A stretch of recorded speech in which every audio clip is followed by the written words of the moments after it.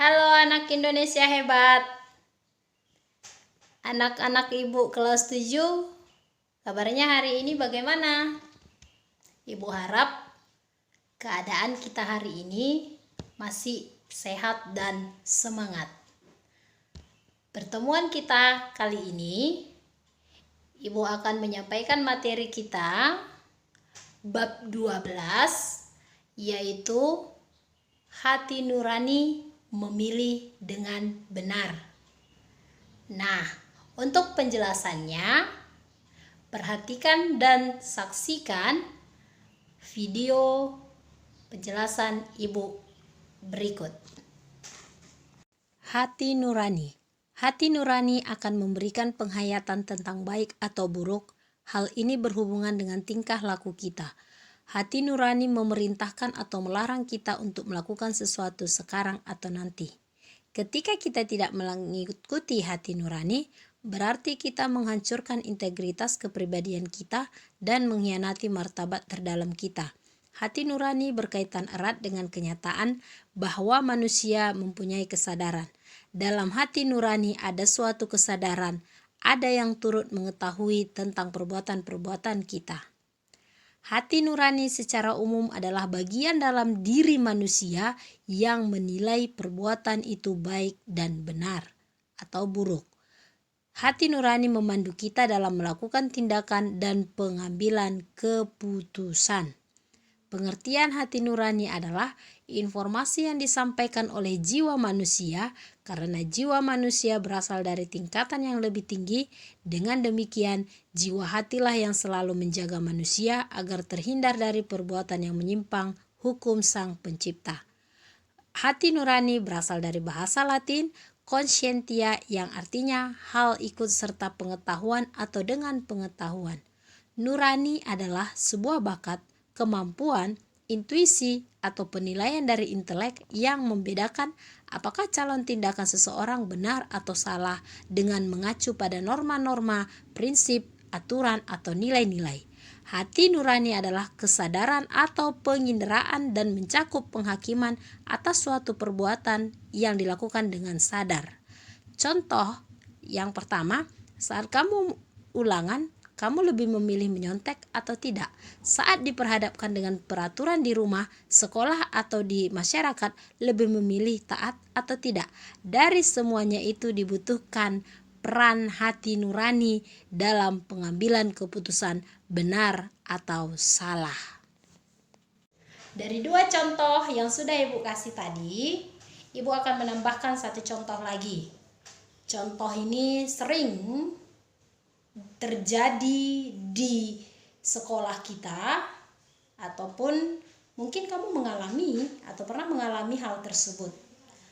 Misalnya, kamu tanpa sengaja menyenggol pot bunga yang ada di depan kantor guru sehingga pot itu pecah.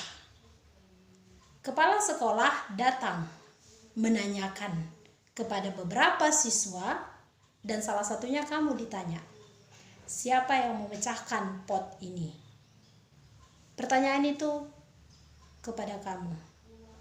Kamu dengan lantang mengatakan, bukan saya yang memecahkan pot bunga itu. Tanpa kamu sadari, ketika kamu mengatakan bukan kamu yang memecahkan pot bunga itu, ada rasa takut, ada rasa cemas dan gelisah dalam diri kamu. Rasa cemas, rasa gelisah itu adalah dari dalam hati nurani kamu. Itu merupakan suara hati nurani kamu. Hati nuranimu mengatakan, akui kesalahanmu. Katakan bahwa kamulah yang memecahkan pot bunga itu. Nah, dari contoh ini, kita harus melatih hati nurani kita. Kita harus mengasah hati nurani kita. Meskipun pada akhirnya suara hati nurani itu membuat kita mendapatkan hukuman. Namun, itu merupakan contoh yang baik, yang positif bagi dirimu sendiri dan orang di sekitar. Contoh dalam Alkitab yang menggunakan hati nuraninya dapat kita baca di 1 Samuel pasal 20, yaitu cerita tentang persahabatan antara Daud dan Yonatan. Daud dan Yonatan bersahabat baik. Persahabatan mereka kian teruji ketika Raja Saul, yakni ayah Yonatan, sangat membenci dan ingin membunuh Daud. Raja Saul benci terhadap Daud bermula dari peristiwa setelah Daud berhasil mengalahkan Goliat orang Filistin. Daud dilulukan oleh rakyat Israel. Hal tersebut menjadi sebuah kecemburuan dalam diri Saul dan berniat untuk membunuh Daud. Dapat kamu baca cerita ini di 1 Samuel pasal 17. Yonatan mendengar rencana ayahnya Raja Saul untuk membunuh Daud. Yonatan begitu mengasihi ayahnya dan juga Daud.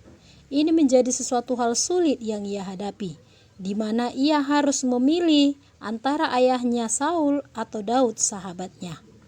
Di ayat 1 Samuel 20 ayat 18 sampai 30,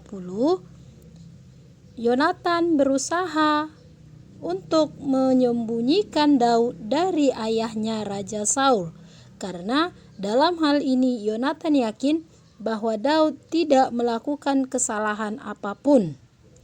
Dan di ayat 30 sampai 34, Raja Saul sangat marah kepada anaknya Yonatan. Dalam mengambil keputusan yang benar, Yonatan rela menerima umpatan dari ayahnya Saul. Bukan hanya umpatan, Raja Saul marah kepada Yonatan dan Raja Saul berusaha untuk membunuh Yonatan dengan melemparkan tombaknya kepada Yonatan. Dengan kejadian itu, Yonatan mengambil keputusan bangkit dan meninggalkan ayahnya dengan kemarahan yang menyala-nyala. Yonatan pergi menemui Daud dari persembunyiannya, dan Daud dan Yonatan membuat sebuah perjanjian bahwa mereka akan saling mengasihi dan saling melindungi dimanapun dan bagaimanapun kondisinya.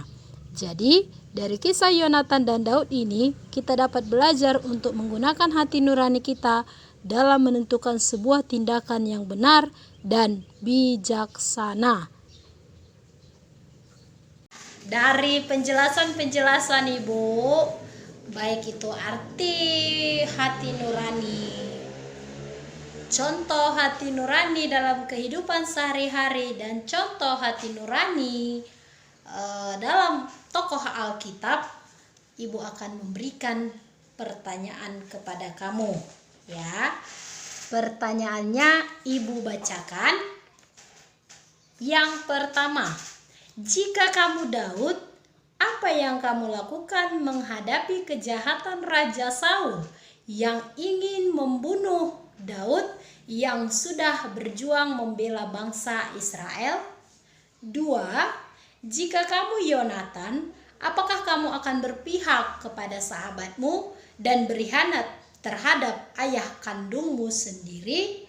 Ibu kasih waktu kamu 2 menit untuk menjawab pertanyaan Ibu ini. Dari 2 pertanyaan Ibu tadi, mari kita cek bersama apakah jawaban saya dan jawaban kamu berbeda atau memang sama pendapat kita. Oke, dari pertanyaan pertama, jika kamu Daud, apa yang kamu lakukan menghadapi kejahatan Raja Saul yang ingin membunuh Daud yang sudah berjuang membela bangsa Israel? Pasti ada rasa kecewa. Namun, di balik kekecewaan itu, Daud tetap berdoa kepada Tuhan supaya Raja Saul yang membenci dia dilindungi Tuhan dan mau berdamai dengan Daud itu sendiri. Yang kedua, jika kamu Yonatan, apakah kamu akan berpihak pada sahabatmu dan berkhianat terhadap ayah kandungmu? Ya, saya akan membela sahabat saya karena sahabat saya itu tidak bersalah. Anak-anak Ibu, dari semua penjelasan kita, mari kita simpulkan bersama. Hati nurani merupakan anugerah dari Tuhan yang harus kita syukuri, karena hati nurani membentuk karakter manusia di dalam mengambil dan menentukan keputusan dengan baik dan benar. Sebagai remaja Kristen kelas 7, kamu harus sering melatih, mengasah, dan mendidik hati nurani kamu supaya terlahir sikap-sikap, perbuatan-perbuatan yang positif bagi dirimu sendiri dan orang lain. Bagaimana caranya kita mengasah dan melatih hati nurani kita? Berdoa dan membaca Alkitab, serta jadikan orang-orang di sekitarmu yang bisa kamu jadikan dia teladan. Untuk tugas kamu di rumah, tentukanlah kata-kata di dalam kotak berikut yang berkaitan dengan hati nurani, dan buatlah doa permohonanmu supaya Allah membimbing hati nuranimu memilih dengan benar. Anak-anak ibu kelas 7, sekianlah materi kita hari ini yang membahas tentang hati nurani memilih dengan benar.